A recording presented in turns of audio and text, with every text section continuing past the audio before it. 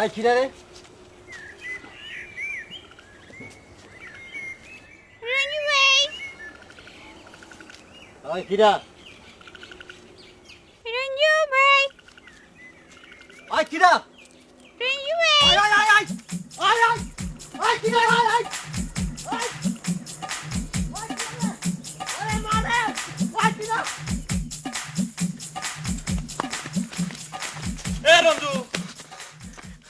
রঞ্জু কি হয়েছে?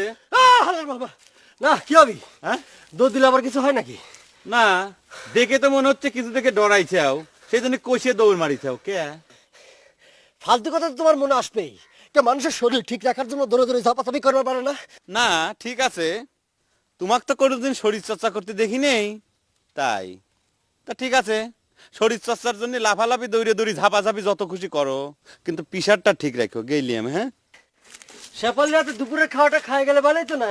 ক্ষুধার কসম খাইতাম, কিন্তু আমি খালি পরে তোমার খাওয়ায় টান ফুরে যাবে না, সেজন্য খাইলাম না, বাঁচা দিলাম গেইলিয়াম।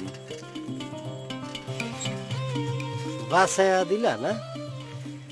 টান তো তুমি আমার দিয়েছো কলজার মধ্যে জাপান। তোমার বেলা না ডুবানো পর্যন্ত আমার শান্তি নেই। এই!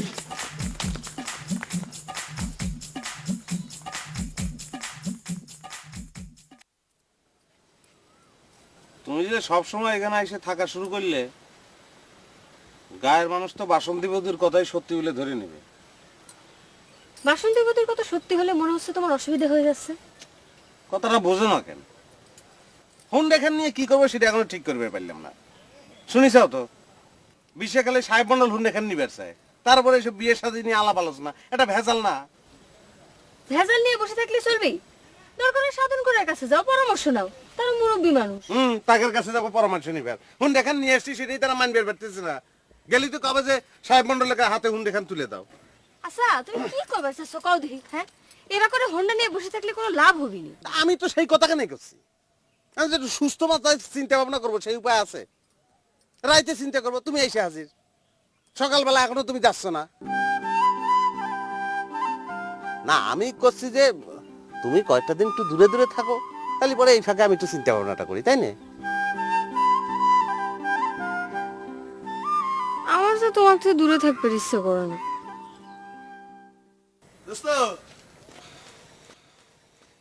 আজকে কি হুন্ডা চালানো শিখাবো না?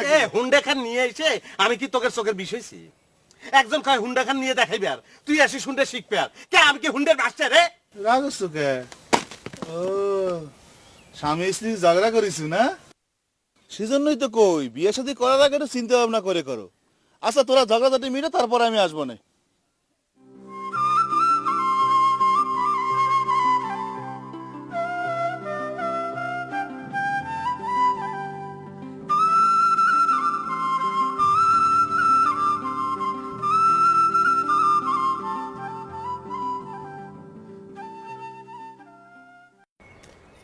কিরে কাকুলি, হোন্ডা থিয়ে পায়ে হেঁটে চলাফেরা করতেছ যে?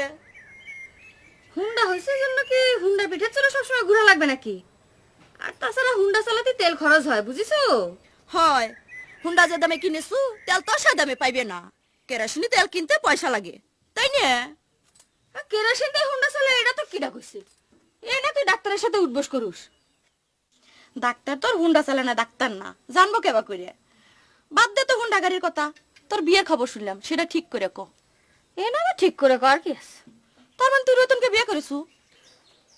তাছাড়া উপায় কি? আমার কপালে তো ডাক্তার উকিল জুটবি না। তা তুই কি এখন বিয়ের খবর দিবি আইসু কাকুলি? এটা দেওয়ার মতো কোনো খবর হইলো? আরে এই খবর তো পুরানো হয়ে গেছে, তুই তো আমার জিজ্ঞেস করলি। তাহলে কি মলম নিবে আইসু? আর সে মনে হয় অসুবিধা করে ফেলাইছি। কে কাম ছাড়া তোর এখানে আসা যাবি না? আরে গায়ে মেয়েদের সাথে বান্ধবী হবি না? না তোক যে কথা কই সে কথাই ভুল ধরিস, বাদ দে সব কথা। বিয়ে টিয়ে করলি কিবা করে সে গল্প ক শুনি। বিয়ে আবার কাবা করে করে? কাজ অফিসে যাবো বিয়ে হয়ে যাবি? বাদ দে তো সব কথা। তোকে যে কথা কই বেড়েছিলাম, তুই নাকি রঞ্জু ভাইয়ের মরার জন্য দরগায় মুরগি মানত করেছিল। সে তো অনেক পুরনো কথা, সে কি তোর কাছে নালিশ দিছে? তুই কি কামটা ঠিক করেছিস শেফালি? লোকটা মনের মধ্যে খুব হিট পাইছে।